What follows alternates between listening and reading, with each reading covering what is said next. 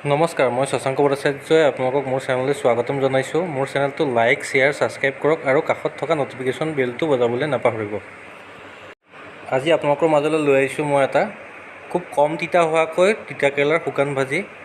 ব'লক কেনেকৈ বনালোঁ মই আপোনালোকক দেখাওঁ।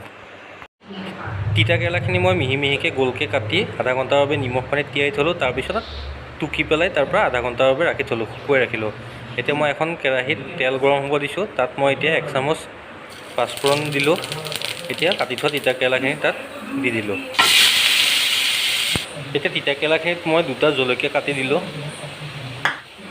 1 চামুচ হালধি আৰু জোখ অনুমতে অলপ নিমখ দিম।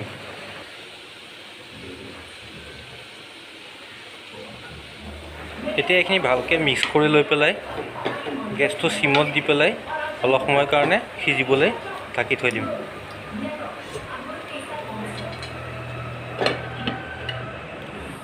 আনফালে মই 2টা ডাঙৰ পিঁয়াজ গোল গোলকৈ কাটি পেলাই থৈ দিছোঁ।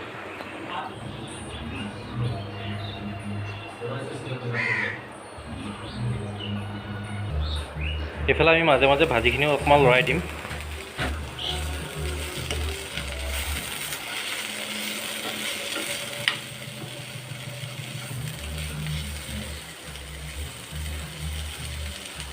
এতিয়া ভাজিখিনি লৰা হোৱাৰ পিছত আকৌ ঢাকি থৈ দিম সিজিবৰ বাবে।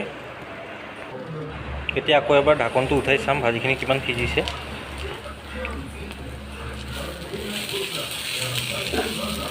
ভাজিখিনি আমাৰ প্ৰায় 60% সিজি গৈছে। এতিয়া আমি ইয়াতে কাটি থোৱা কেঁচা পিঁয়াজখিনি দি দিম। এতিয়া পিঁয়াজখিনি ধুনীয়াকৈ মিক্স কৰি সম্পূৰ্ণ সিজালৈকে আকৌ ঢাকি থৈ দিম।